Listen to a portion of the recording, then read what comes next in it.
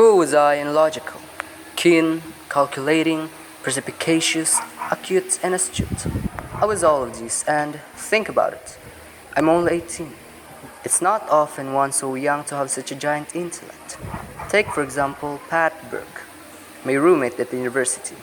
Same age, same background, but dumb as an ox. A nice enough fellow, you understand, but nothing upstairs. To surrender oneself to idiocy just because everybody else is doing it. This, to me, is an acme of mindlessness. Now, however, to Pat Burke.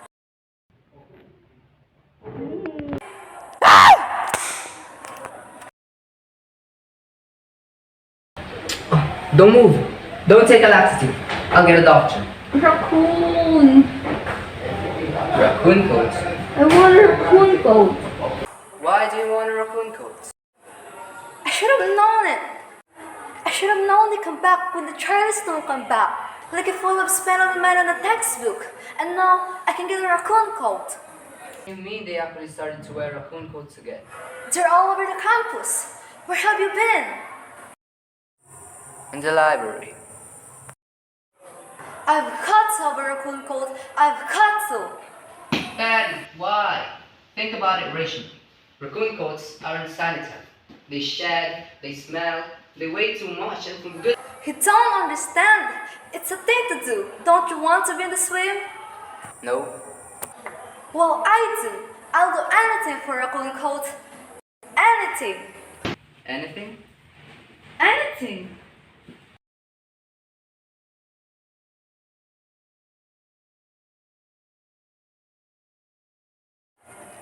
Oh my God! No way! What do you want from it? Your bird. Polly? You want Polly? That's right. Never! I guess if you don't want to be in the swim, it's your business.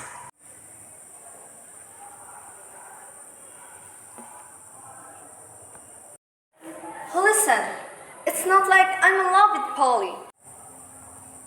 What's meet Polly or Polly to me? Just a few casual kicks and few laps, that's all. Try it.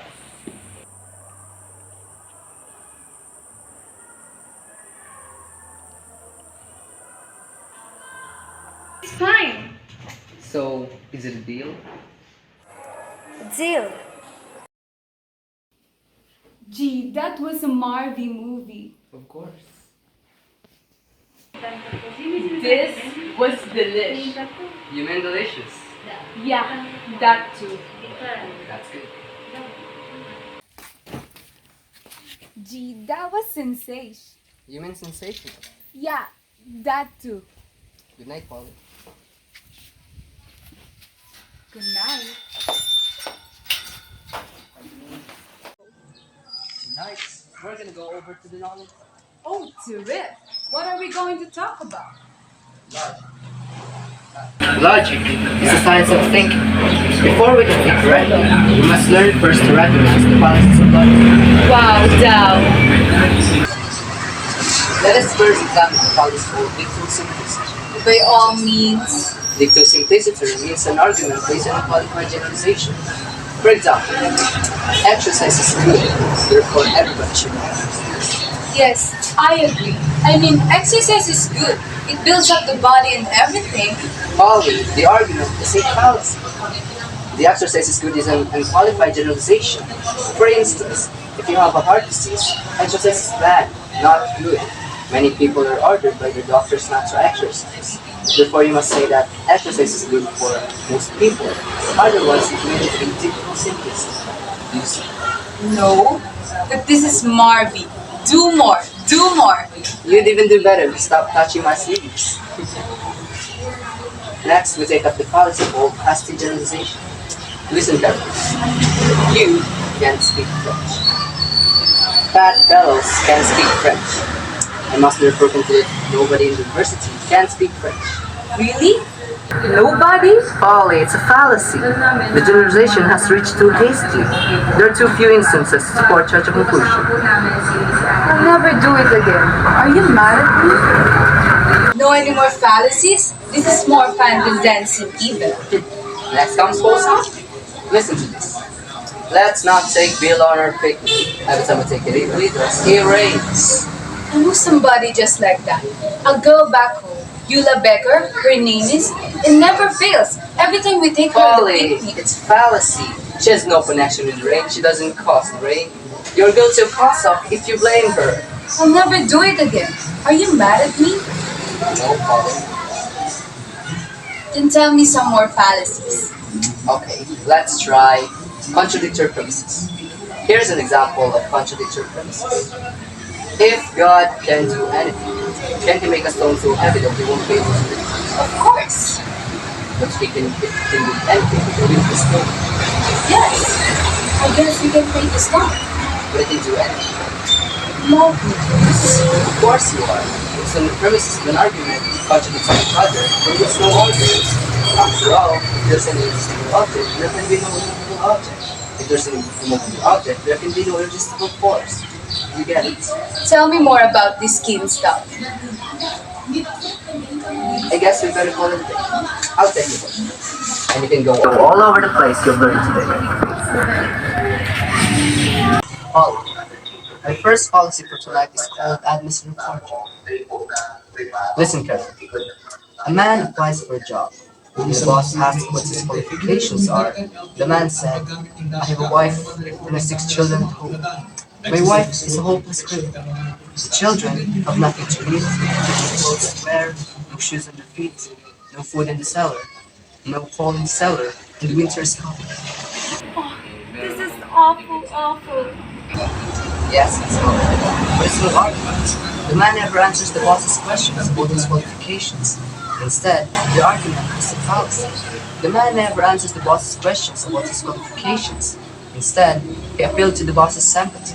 He committed the fallacy of adversary torture. Do you understand?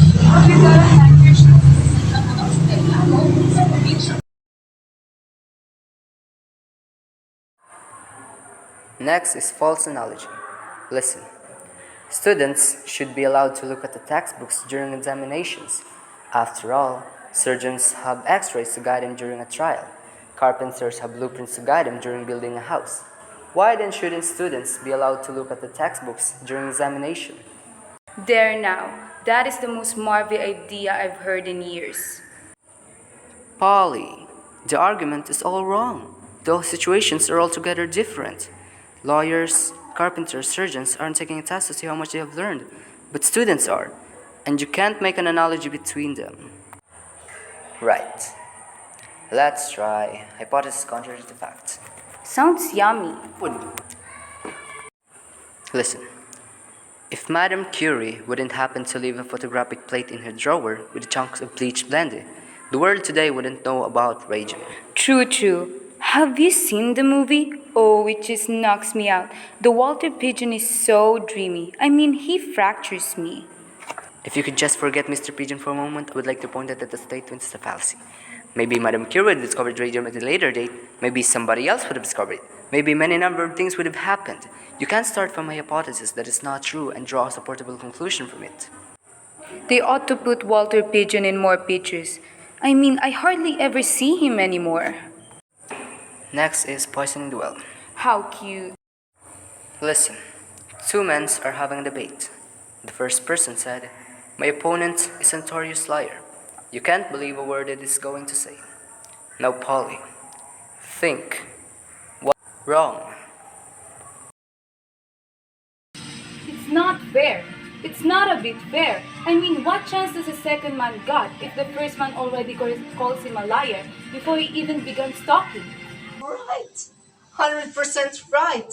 The man poisoned the well before anybody else would have drank from it. Wow. Polly. I'm so proud of you. Well, dear, you see, these things aren't way too hard. All you have to do is think, examine, and evaluate. Come now. Let us review everything we have learned. Fire away.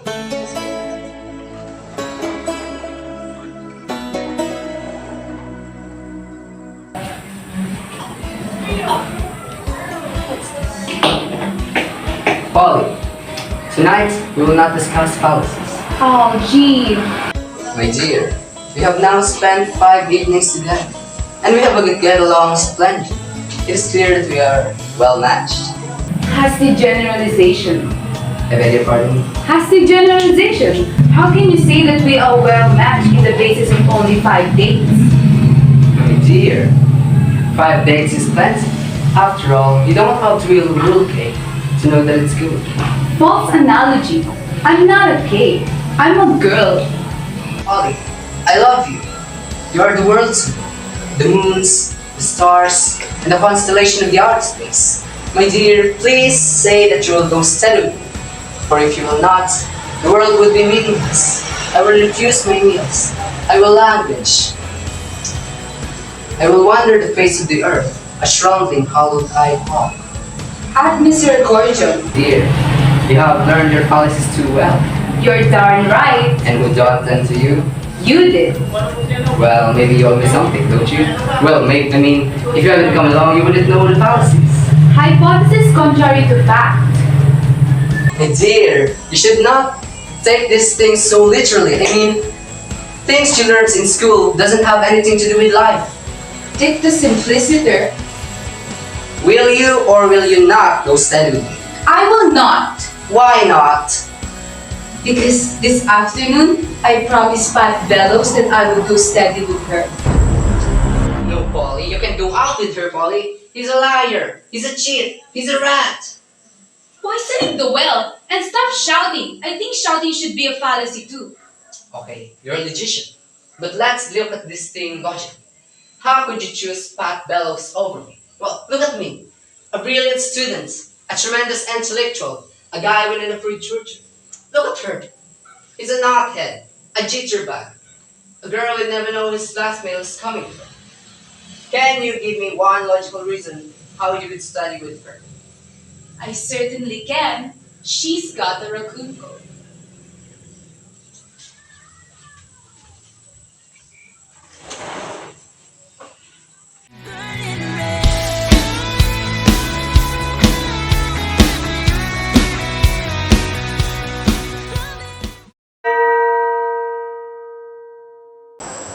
But, do you believe that love is a fallacy?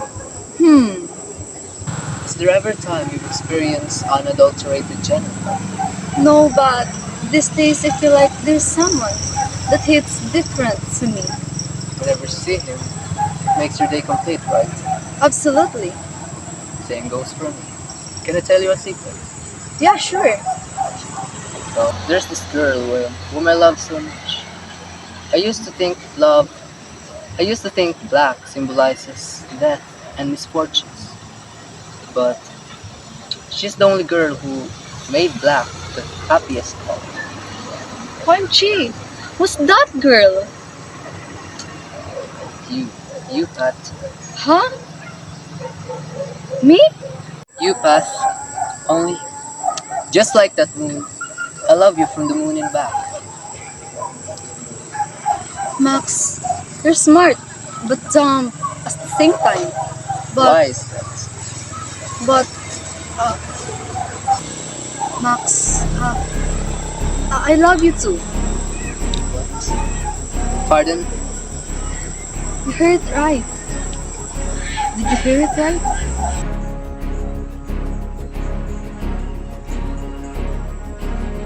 What is the meaning of this?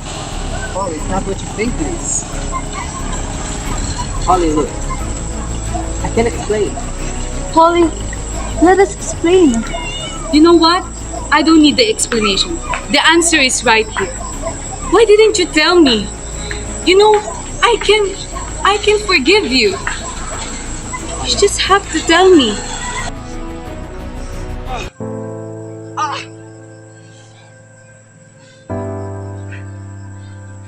Max, you're not gonna help her? I thought you love her. Look how lonely she is out there.